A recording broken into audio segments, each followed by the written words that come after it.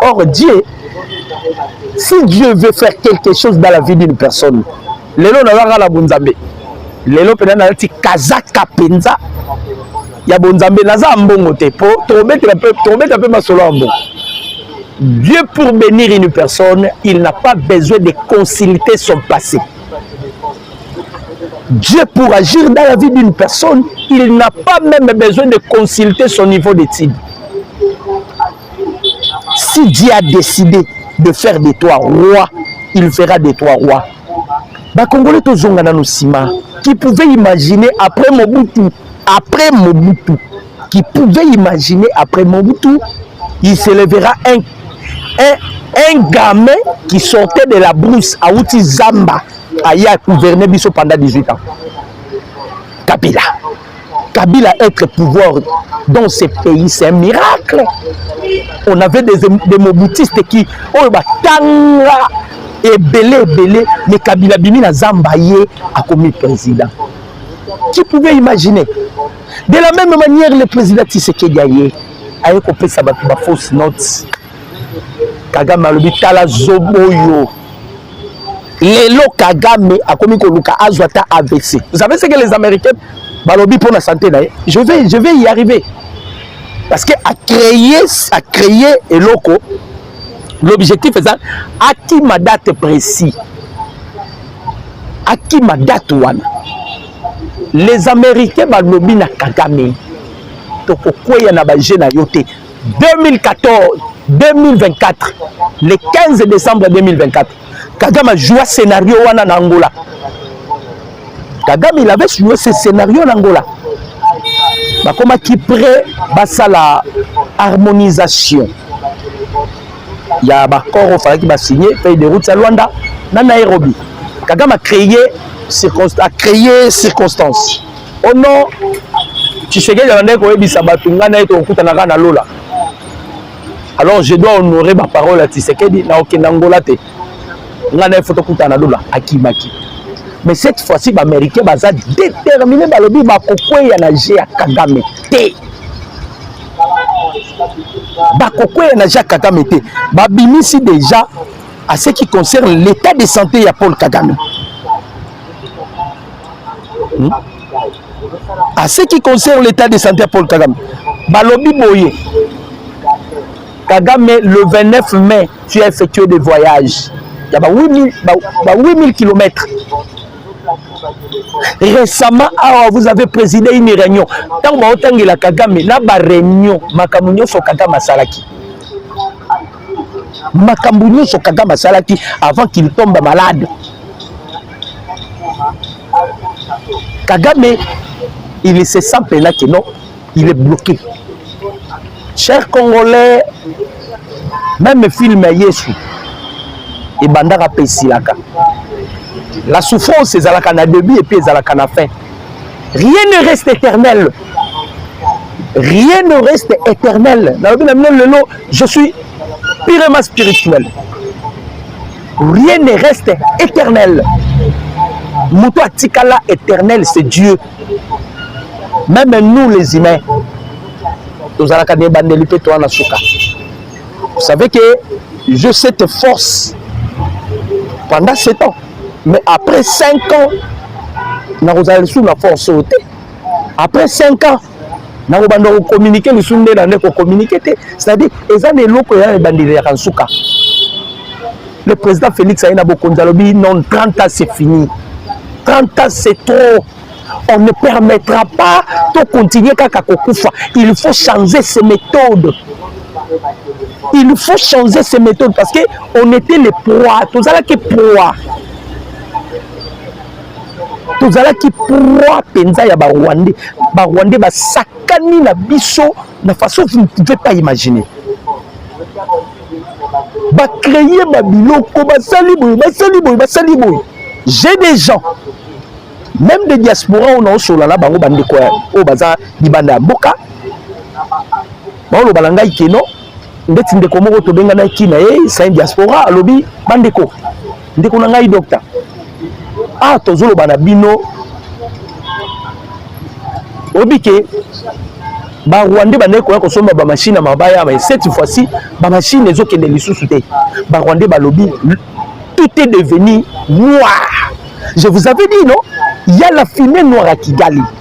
Kagame azokosa batu boye, les gens souffrent à Kigali. Batu mazo souffrir na niveau vous ne pouvez pas imaginer. Boye.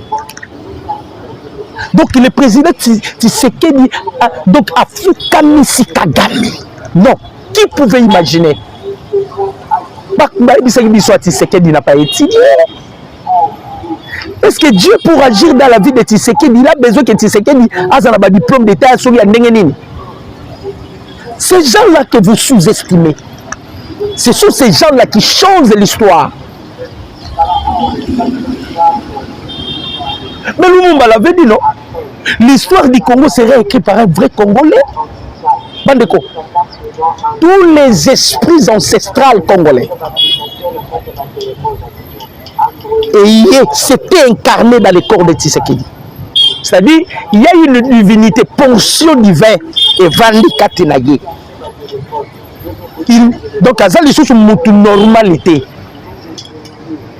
Ça, une normalité.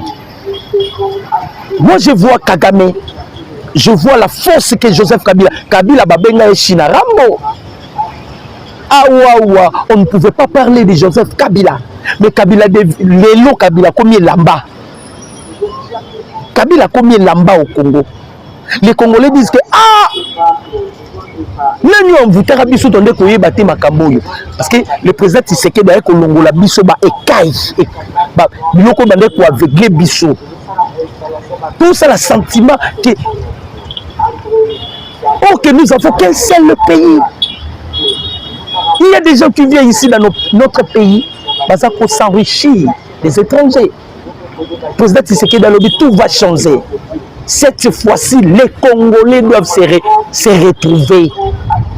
Quand vous avez des Américains, à ce qui concerne le deal avec les États-Unis, il faut que le peuple se retrouve. Parce que le président Tshisekedi, tant que vous avez Gilles Vance, Bandeko, sur le discours et ça, pas si. Et quand vous voyez, je défends le président Tshisekedi. Je défends Tshisekedi en guise de cause. Bandeko, le président Félix Tshisekedi a koutani na vice-président des États-Unis d'Amérique, Gilles Vance. Bakoutanaki na Munich. Le jour où le chef de l'État effectuait ses voyages, c'est le même jour qui Bukavu et Koyaki. C'était la chute de Bukavu. C'était le même jour. Le jour que le chef de l'État effectuait ses voyages, c'était le même jour Bukavu et Koyaki. Le président Félix a accueilli na Munich en Allemagne, à Koutani, le vice-président des États-Unis d'Amérique. Comme c'est un ami au chef de l'État, Bakoutani, président Tshisekedi a tout nigé de Vance. Et l'on connaît Yonga Tshisekedi na koyi kopé sabinoté. Oh Kagame opé sabino kinga na kopé sabinoté. Gilles Vance va digner. Le président Félix a tout nié pour la seconde fois. Et l'on connaît Kagame opé sabino oh ngai Tshisekedi na koyi kopé sabinoté. Maintenant, je vais parler avec vous parce que les Américains, les Américains, c'est le minerai. Leurs intérêts, c'est le minerai. Après avoir solo la Mukonzi Amboka, le chef de l'État ABC, Gilles Vance, je me suis décidé d'ouvrir cette porte. Les Américains, on a besoin de Bokota. Je vais vous donner tout ce que Kagame vous donne. Moi aussi, je vais vous donner. C'est ce qui a dépassé même Bassango, Sony, Bafayulu. Le président Félix a dit, je vais vous donner tout ce que Paul Kagame vous donne. Parce que Bakatumbi, Joseph Kabila, déjà que les Américains ne peuvent pas changer. Et que Kagame, il est loyal avec les Américains, avec les Occidentaux. Bakotika la fidèle na Paul Kagame, bakotika la fidèle na ba mafia na bango basalaka. Mais le chef de l'État a bouleversé Makambo. Aïbisi américain, je vais vous donner tout ce que Kagame vous donne, mais avec une condition. Gilles Vance Aïbisi est condition zanine.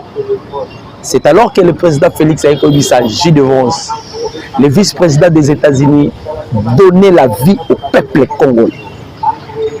Peuple Banyukwami. Ils ont droit de bénéficier de la minerai. Ils ont droit, il y a sécurité. Ils ont droit, il y a émergence, il y a santé. Ils ont droit de travailler. Les Américains ne viennent pas seulement car à Benovola Boye. Ils vont créer des entreprises. Ils vont créer des usines ici au Congo.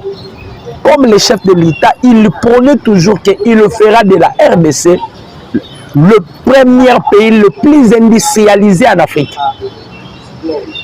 Alors, Paul Kagame, il a créé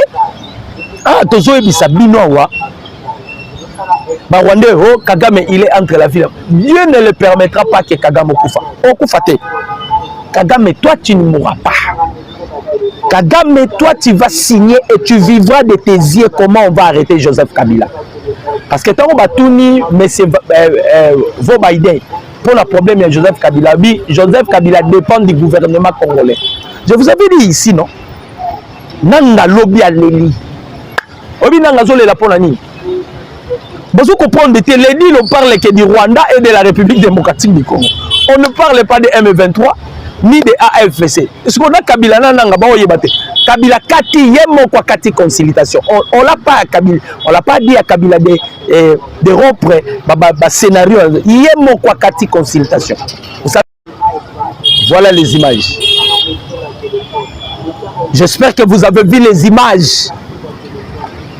Image wana oyo bomoni batunde bazo ba soda rwandais ba obima. Bandeko. Batmazwa ki yango aventure. Président Félix, il avait déjà célébré la victoire de cette guerre. En avance.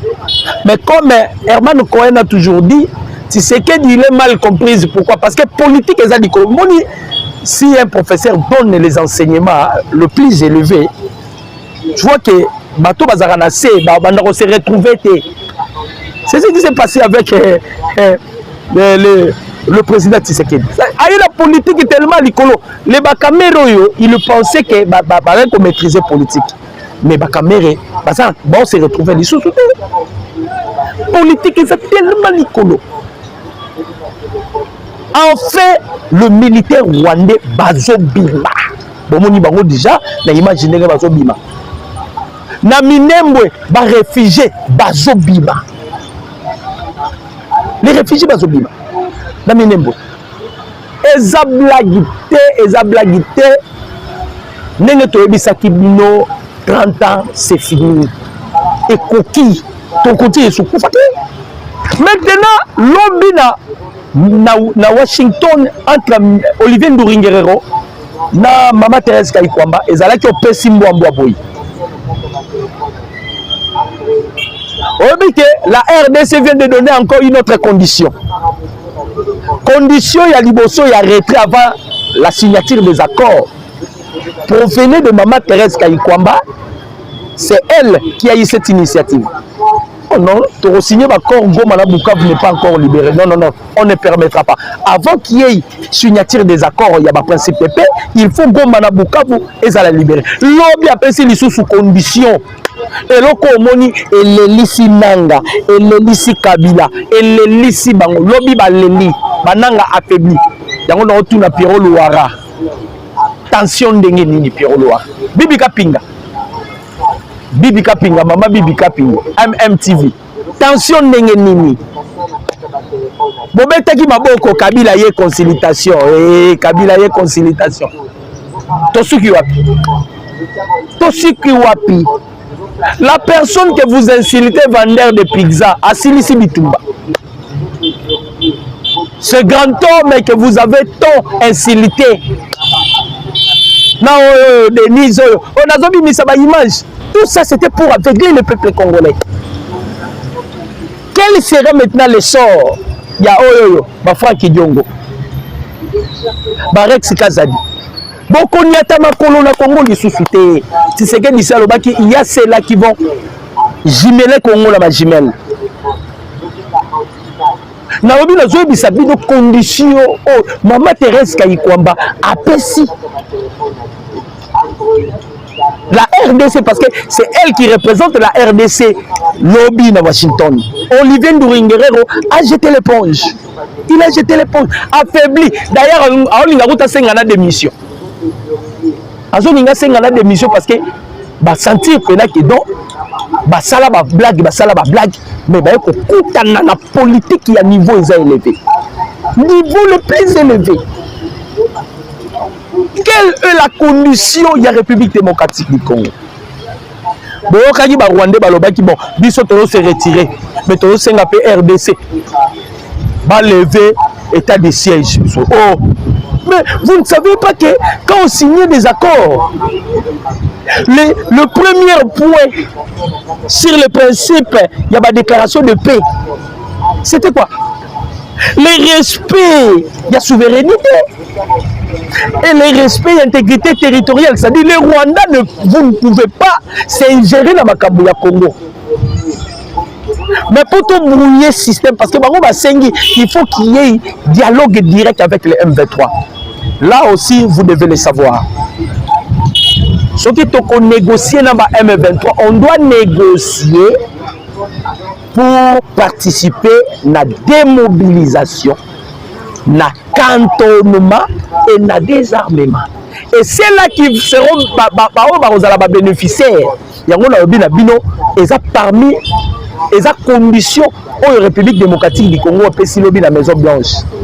Sur la redevabilité, la condition par laquelle Maman Thérèse Kayikwamba c'est la redevabilité. C'est-à-dire, tous ceux-là qui ont commis des crimes, il faut qu'ils soient poursuivis. Exactement que Obama qui va congolais na Tongo, les lots va signer une négociation, bénéficier na Nissi, na Nissi boye, lobby comme ministre. Là, il faut permettre les sous lobby congolais moussous à Zouissou Manduki, à Kiakoti Zamba, à Sali Rébellion, à Ebike, bon, il y a les sous la négociation, il n'y a pas aux postes. Et quand c'est les sous congolais moussous à Kessala, alors Maman Thérèse Kayikwamba lobby, c'est là qui bénéficieront à mission. Les Américains vont supplier le peuple congolais. Ce sont ceux-là qui ne sont pas sous embargo ou sous sanctions américaines. Nanga a bénéficiaire parce qu'il a été déjà condamné à mort. Yango Monaka, une forte délégation, il y a Biden, pendant que Biden il était en exercice aux États-Unis, a Tindara américain Bayaka plaider au ballon la peine de mort à Nanga. Parce que Bayebi que Bangonde Bazala qui n'a qu'à tia. Si c'est qu'il peut tellement ça, sera le déjà non. De Kolanga. Maman Denise en a raison, Denise Zakero. Notre première dame. Abi Moubali nanga soka lobi non. Atabo matibo kiti. Baya awa basengela nanga, le chef de l'État avait refusé catégoriquement. Refusé catégoriquement. Maintenant, Kwamba a bêti c'était sur la redevabilité. Mandeko. Na Virginie déjà, des sénateurs, babinisa qui résolution 38. Basenga ki balobi ke ba union so babomi na Congo. Bakozala bakotika la impunité, il faut qu'il soit bazala puni. Il faut que la justice les poursuive. Kayikwamba les sous soit bêti na c'est un gars sur la redevabilité. Ça bouleverse des choses. Nanga zomi tout na kokende wapi. Je vous ai fait voir les images. Bintou Keita Kei pour Ebisabango que awawa, c'est son général les Oya. Je dois aller rendre compte. Bobima, ceux qui vont les États-Unis vont s'en occuper. Et qu'on allait sous-bissoter. Et qu'on allait sous-bissoter. Les États-Unis vont s'en occuper et qu'on allait sous-bissoter. Donc, Bossala na Lombango, Bossala na Lombango, Bossala na Lombango. Azoluka s'est débarrassé parce que Makamboza précieuse à Makasi. Précieuse à tellement à Makasi où vous ne pouvez pas imaginer. Nous Monique est commis pema bazokende gauche bazokende droite bazokende gauche bazokende droite makambo eza penza mobulu ya mobulu bananga baoyeba te comment est-ce qu'ils vont se retrouver donc baza mitu ekomi bango ka likolo bazoyeba te comment est-ce qu'ils vont se retrouver parce que pression eleki tellement makasi la situation est tellement tendue Paul Kagame akoki te asali ba malaise ye wana en Allemagne pour des soins médicaux donc c'est tout un problème, bandeko ba congolais. C'est tout un problème. Parlons maintenant de la guerre qui s'oppose entre Jean-Pierre Bemba et la Senko. Bandeko ba congolais, to continuer ko dénoncer, to continuer ko lemba ko dénoncer. C'est ce que je devais dire. Tu dois comprendre que Chole Azara congolais, c'est un Rwandais. C'est-à-dire la Senko que vous voyez là, bandi à Senko, et tous sont des étrangers. À part quand vient la biso, il y a Eric Senga, inconscient qu'il est. Jean-Pierre Bemba, il vient à peine de clouer Joseph Kabila. Il vient de clouer aussi la Senko. L'obicho la répondre de Jean-Pierre Bemba. Bandeko, c'est que nous, on s'attendait des Cholés. Or, c'était de dénoncer le Rwanda. On s'attendait que Bachole va dénoncer Rwanda. Ils sont incapables de dénoncer Rwanda. Mais quand Jean-Pierre Bemba dénonce le mal, Bazabato a répondre Jean-Pierre Bemba. Bazabato a répondre Jean-Pierre Bemba. Bandeko Naraba Congolais. Est-ce qu'on peut imaginer Bandeko Naraba Congolais? On peut imaginer, chers Congolais de père et de mère. Et puis, il faut l'ensembler, interpeller. Et puis, Toyoki, Kamere est en train de se préparer. Vous voyez comment Kamere travaille avec des prêtres catholiques. Kamere, lorsqu'il a volé Mbongo à 100 jours, à côté de prison, c'était des prêtres à 5 ans. Ils travaillent ensemble, ils sont en connivence. Kamere travaille avec ma prêtre catholique.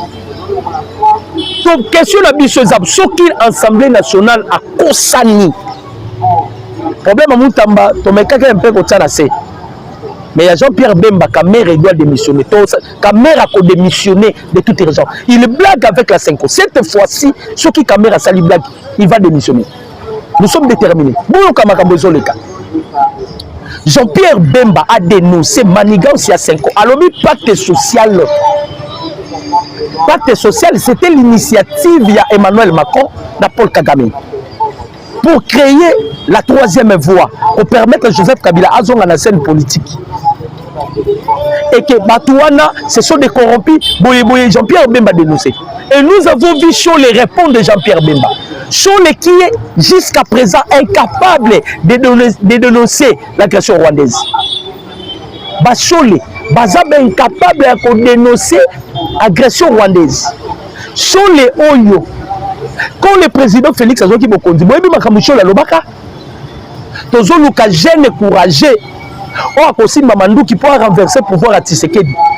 On a interpellé Chole dans la justice, on a arrêté Chole, mais pourquoi vous voulez interpeller Jean-Pierre Bemba?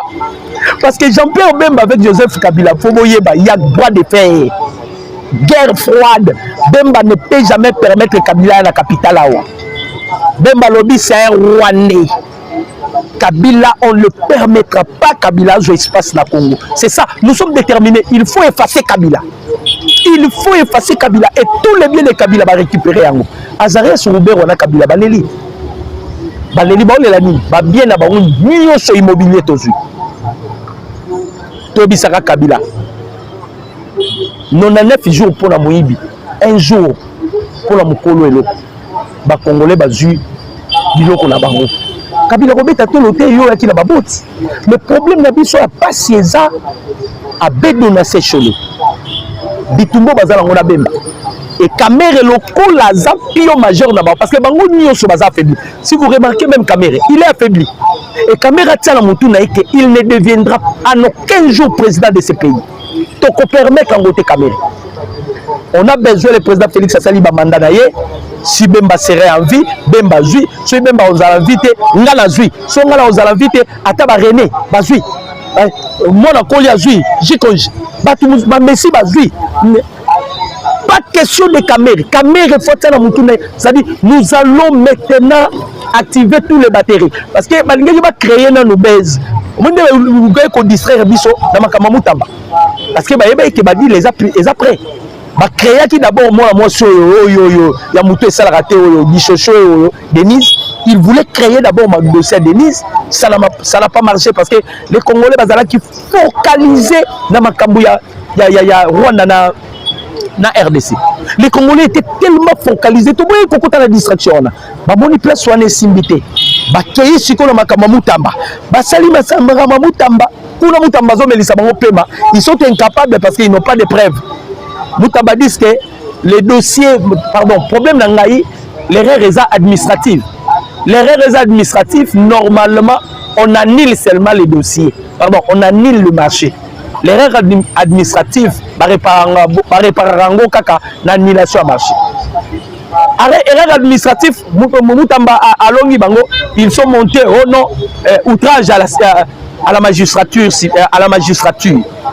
Amemi bango kuna et longo erreur administrative comme erreur pénale. Et ça repère 6 mois. Pourquoi? Ce sont des scénarios. Cette fois-ci maintenant, on voit sur la télé. Oh non, nous nous prenons sur la paix. Vous parlez de paix. Vous attendez que les sangs coulent. Bon, Congolais parce que les sangs congolais les apprécient. Et puis ça rabino ma casse saison matabino ma grade na ba prima cour il y en a bino bozo sala. Vous êtes tellement des sorciers bandoki occultistes et vous voulez à tout le temps que ba Congolais ba kufaka. Vous êtes tellement incapables. Bakina ba Congolais tellement les kebele et ba loli bino mitou na ba sango mitou zo simbali sous-souté et tous ba comme ba problème na mitou na bango. Ba problème na mitou na bango. On a vu Yem Chole, la sortie médiatique, azolo banano ba parole, il y a Jean-Pierre Bemba, eza ineptie. Ça dit ma parole, moi bouzo basa, il y a l'ukuta. Mais Bemba dit la vérité. Biso depuis to banda ko dénoncer que na Kabila zalaka rwandais. To banda ko lelo, on parlait de ça chaque jour que qui ne sait pas que Kabila zalaka rwandais. Qui ne sait pas que Kabila est rwandais? Qui ne sait pas que Kabila est rwandais? Et donc aussi, Bango est du pacte social parce qu'on a révélé quelle était la mission du pacte social. Ils étaient prêts. Au moment du dernier, raconte na Bango le président Félix Aboya Koyamba Bango. Raconte à Souka. Bazala qui minait dans poison. Bazala qui minait dans poison. Donc Bazala qui pendant pour achever les chefs de l'État. Tellement tu sais que du Moukishi. Un esprit dans un esprit. Et il y a des fusions dans l'esprit. Dans d'autres il y a des fusions en esprit. Un esprit dans un esprit. Moukishi. À comprendre les gars, ils sont prêts maintenant pour m'achever. Naoyamba bangote. Baboko yamba bango kandi balela. Balela. Baboko yamba bango bakomolela. Kolela peut-être ça que ya kolela. Pourquoi? Parce que baboko yamba bango. Nanga inconsolable. Bertrand Bissimo donc ba mimoni pela que non Zambo to sala ya pamba bari magie. Ba mitali balobi nzambe na biso. Omoni bon que ne kozwa ba nationalité ba niloti qui pour rien parce que vous devez changer maintenant la nationalité. Peut-être Katumbi a tourné, il a ni passeport congolais. C'est-à-dire, le président Félix a une moussala kozongi sa mutu na origine il a. Donc Katumbi nega zawana, il doit se battre à son passeport na ya juif ou bien italien ou bien rwandais à kenaye. Kabila déjà un passeport congolais. On a un passeport congolais parce que vous n'êtes pas congolais. Voilà un peu la façon dont le président Tshisekedi a bêti balenaye. Négasili Bitumbaraye. On doit célébrer la victoire, ça dit moi il y a juin, on célèbre la fête de l'indépendance. On n'a jamais été indépendant. On dépendait toujours. Mais cette fois-ci, la RDC toujours comme indépendant. Na zanga kwa ko bois kambela te pa ya ba Congolais. Na banda ko yebisa bino eza na pe o ekoya na mboka na biso. Ekozala envier na ba pays eza libanda. Na zonga akapa bandeko na ba diaspora. Je vous aime beaucoup. Bandeko ba diaspora bozonga. Bino bozo hésiter. Botinda ta bambongo na ba famille na bino basombela bino mabele.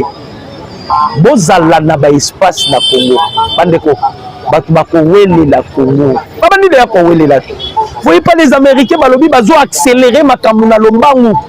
Babi toko koya na ba G ya Kagame te to yebi ba G ya Kagame. Bazo ko accélérer makambo na lombangu parce que les choses bougent. Les choses bougent bandeko ba Congolais. Botikala na distraction te makambo za ndenge ezalaki te. Le président Tshisekedi a bouleversé makambo. Tshisekedi a changé ma donne. Tshisekedi a bouleversé makambo dans dimension vous ne pouvez pas imaginer. Kagame a commis kokosa na maladie. Tobi si Kagame wala ko américain de balobi. Soki ko sengo tambola na chaise roulant na ba soins attentifs na monoko. Na nini ba mai nde ba zomisa tu mai. Ba yena yo oye pena tu participes à la cérémonie il y a signature parce que Donald Trump c'est lui qui sera maintenant na kati lobe zalaki Marco Rubio na les deux ministres Mama Thérèse Kayikwamba Waner et Olivier Nduruguerrero. Marco Rubio zalaki na kati nde Thérèse alobi il faut maintenant qu'il y ait la redevabilité, c'est-à-dire cette fois-ci on doit procéder maintenant à la poursuite judiciaire. Chers Congolais, c'était avec plaisir de partager ce numéro de décryptage ensemble avec vous. Bandeko ba Congolais, Nzambe Apambola Bino. Mon numéro c'est plus 243 89 63 95 965. Joyeux anniversaire au commandant suprême Félix Antoine Tshisekedi Tshilombo. Je dis et je vous remercie. Ciao.